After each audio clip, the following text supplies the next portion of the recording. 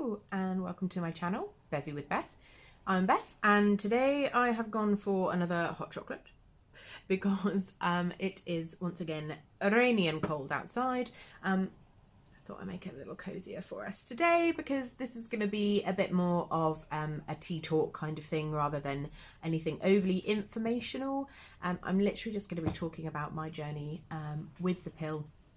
So you're definitely going to need to make yourself comfortable, go and grab yourself a drink and let's get into it.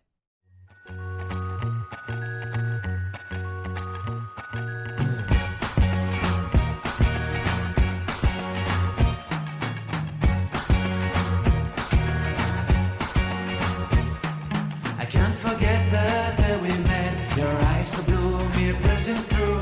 I can't forget the day we met, your smile so bright, it made me swoon. Our love is like a summer's day, hot and endless in a magic way.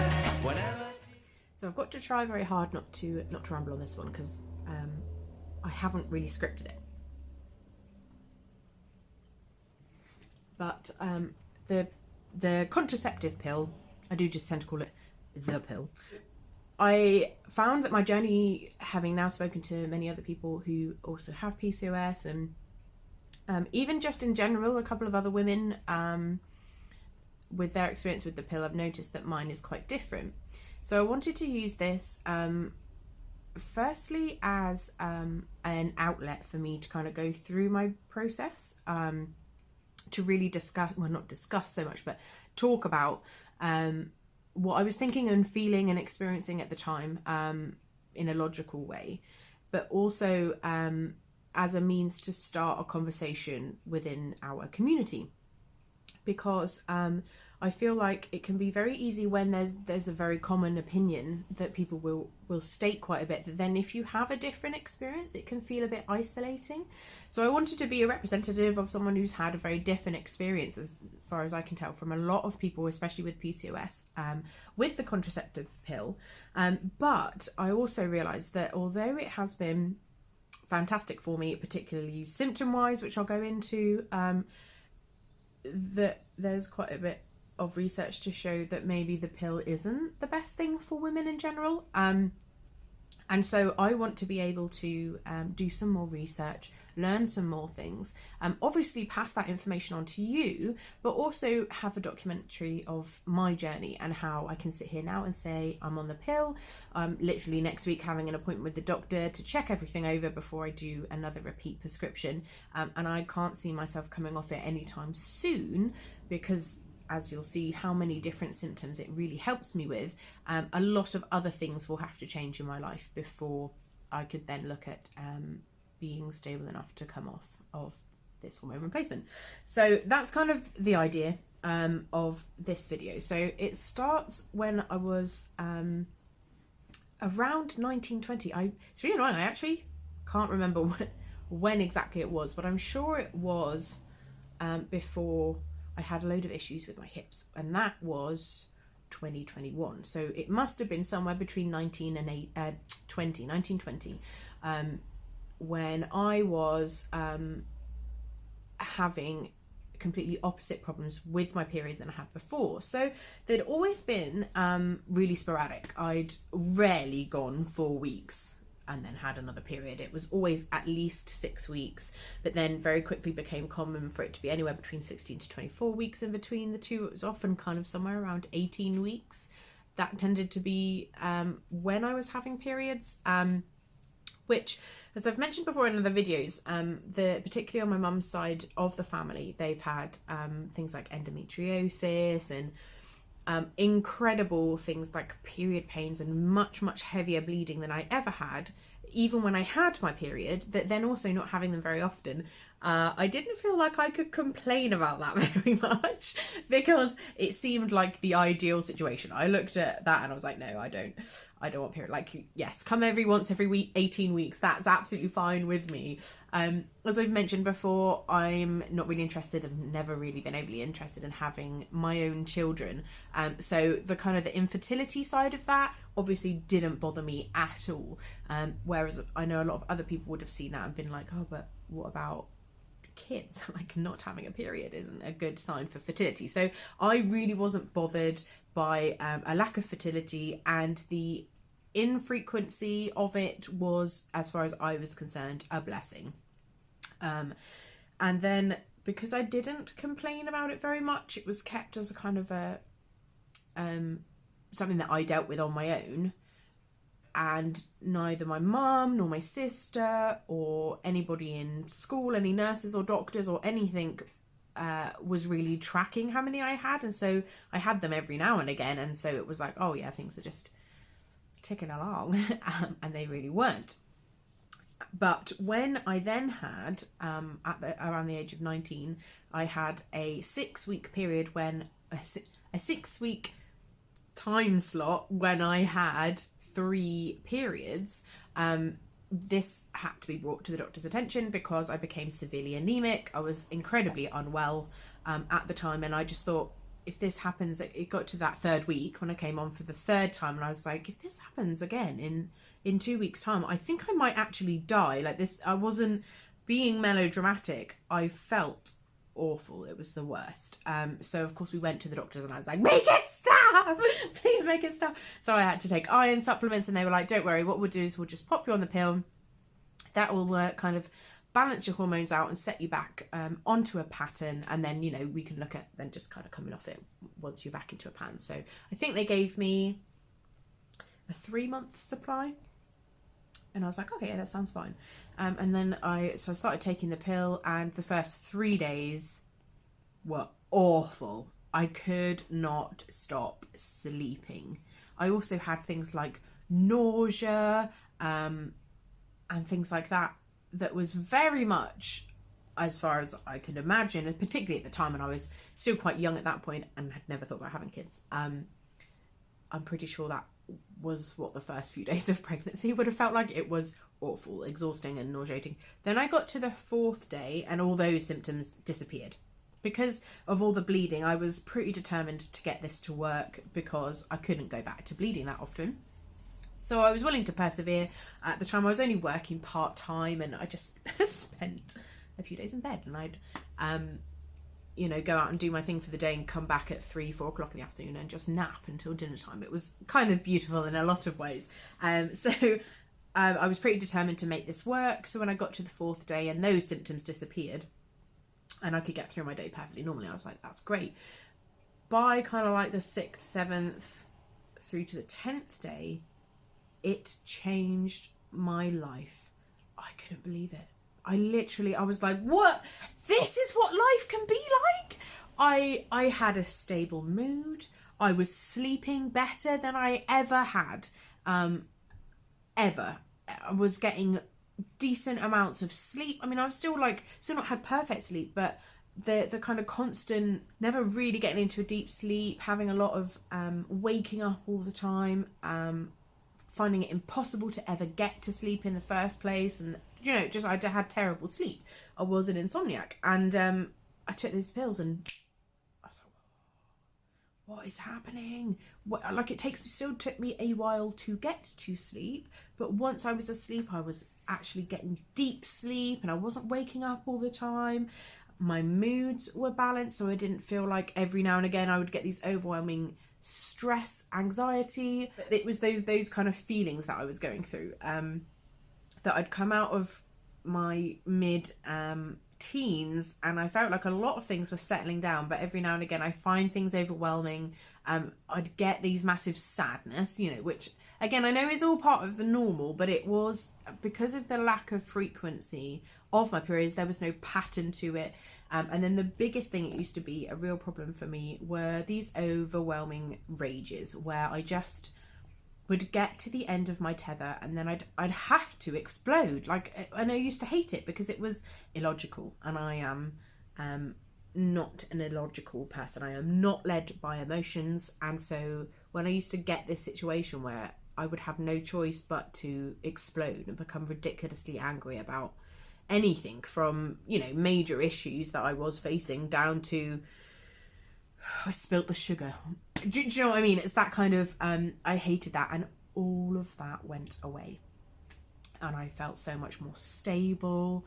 in control in a good way. Like, and yeah, it just felt incredible that when I went back to the doctors after those 3 months, I was like, don't you dare take these away from me.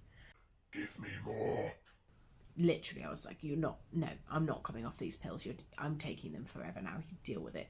And it was one of those weird situations because I wasn't sexually active at the time. And so there'd been a lot of stigma around taking the pill as a virgin. That I think if I hadn't, I don't know, maybe if I hadn't have been a virgin at that age, I would have taken it sooner out of safety. But certainly, even if I wasn't being sexually active, why wasn't it ever offered to me as a solution for my hormone issues? Life could have been very different. But as I said, I have now found that there are some risks, so maybe it's probably a good thing that I didn't get it until a little bit later. But I don't know, I need to do more research on that. So I was very, very happy, very happy when I got given the pill. And the type of pill I was on at the time was what they call the micro pill. So that's the one where I would have a week every month where I wouldn't take that pill, thus creating a drop in my hormones and causing a false bleed. So I don't really know whether I'm not fussed about fertility and all of the benefits that I'd had from taking the pill. I don't think I really cared whether it was real or not. I'd say, meh. But I feel great, so let's just keep doing this. This is working for me. Let's keep going. And then it was 3 years later when I then developed adult acne. And it was horrendous. I don't know if I've got any pictures that I'd ever be able to share with you on what my skin looked like at the time. There probably are some floating around somewhere because I didn't wear makeup, not because I thought it made it worse, because obviously acne being an internal thing, makeup doesn't make any difference, how much you do or don't wear, because it's inside, not outside the skin. But anyway, I'll do a whole thing on acne. And so I went back to the doctor when it got very severe, and I'd already changed my skincare routine to something that was fairly professional. I've actually forgotten the name of it, but it's one of the like top dog type things. So I was like, right, well, it's definitely not my skincare routine that's the issue here. So I went to a doctor to find out, and one of the things they said at that point was maybe we could try changing your pill to a more acne friendly pill rather than the one you're taking at the moment. So I was perfectly happy to try that. I was also very excited to find out that this pill would mean that I wouldn't bleed at all. This was remarkable for me. I was really in my opinion, I was like, wait, I could have been not bleeding this whole time. Like, why wasn't I on that pill originally? Not to mention that I do actually suffer with migraines, so I should probably never have been on the micro pill at all. So that's also a bit concerning. And I'd been on it for 3 years already, so my risk of blood clots were already up. I will do, like I said, I need to do more research, but I will do a video about the pill and risks and all that kind of stuff in more detail. But for now, we're more kind of just talking about my experience rather than my knowledge. So I get put on the progesterone booster pill, and this was even better again. Not just because of the not bleeding, which is great for me who's not big on having periods, but it did really support my skin, and I did find it. It did seem to work a bit better for me. I felt more of all the benefits that I'd had before, particularly when it came to the stability of my mood. And I do feel like this was because I had to stop taking the pill, that still created this imbalance of hormones, so my emotions were imbalanced. And of course, now I understand that I was suffering with PCOS at the time, which meant that all my hormones were pretty much out of whack anyway. And so by introducing the micro pill, that kind of helped to balance, well, one of them out, the estrogen out. But I was still experiencing these dips.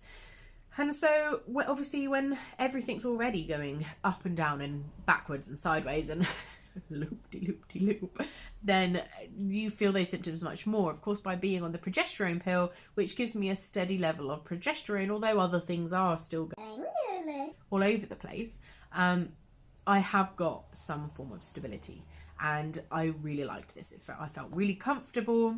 I've got a lot better with my skin. I also found that it didn't interfere with any weight loss that I did try. So when I was on the estrogen, I noticed an increase in weight. But at that point, I'm not sure. I don't want to say I didn't have insulin resistance.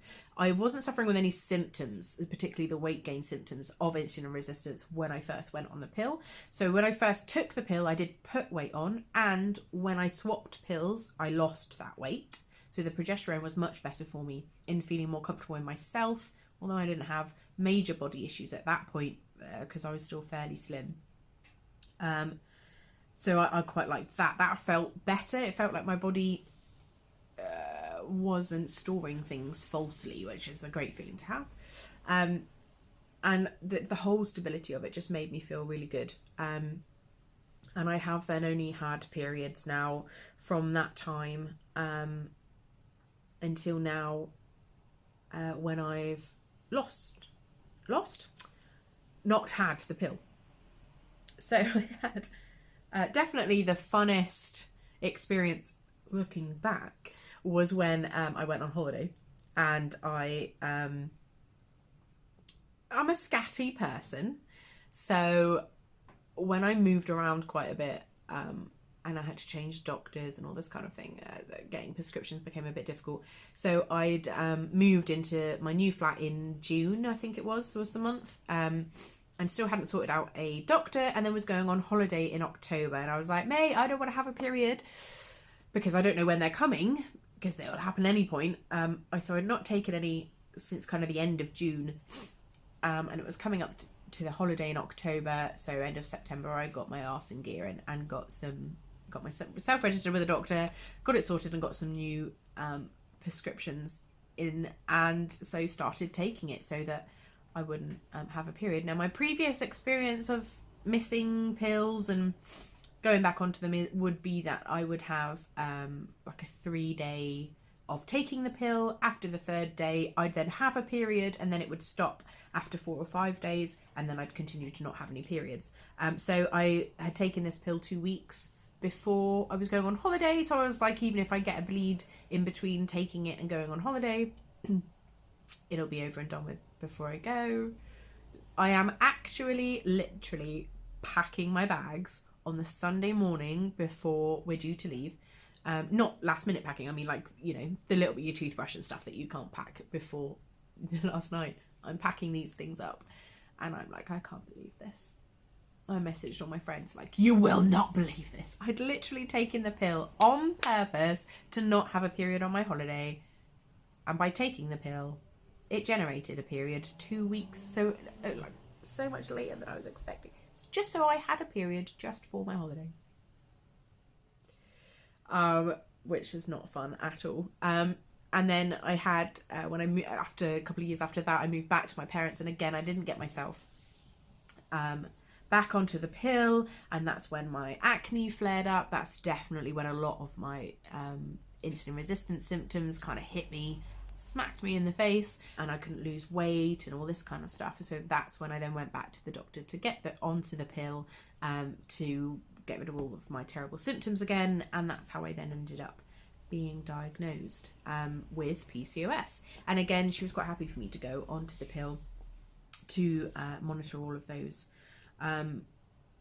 So I'm pretty sure that the kind of, how long would it have been, about 18 months? I think it was about 18 months that I was off the pill. And I had maybe three, I can distinctly remember 2.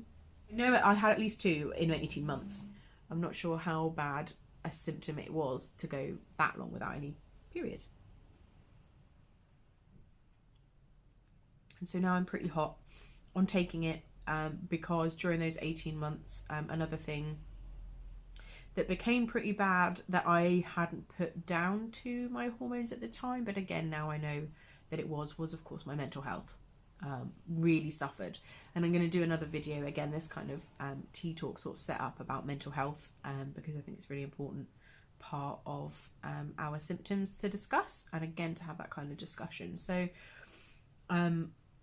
that's why I'm very hesitant to come off the pill right now, is because of my mental health. I worry about those hormone imbalances kind of taking over again, but I'm only vaguely aware of the dangers of being on the pill, particularly since this will be many years now that I've been on contraception in general, but also this very specific pill, the progesterone based one. I've been on it for many years now. So my understanding so far of what I've seen of a few posts and things is that this is probably quite bad.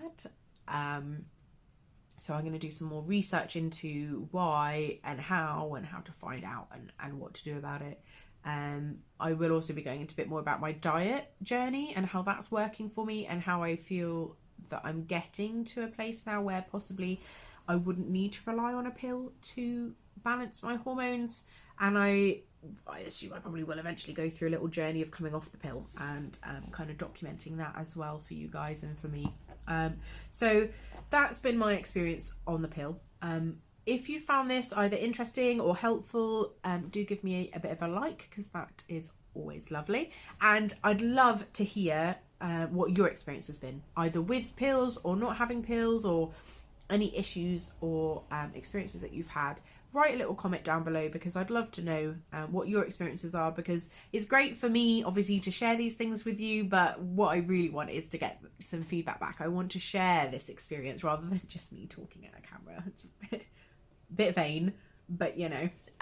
So yeah, make me feel a little less vain, and let me know how you've been getting on in the comments down below, and I will see you in the next video.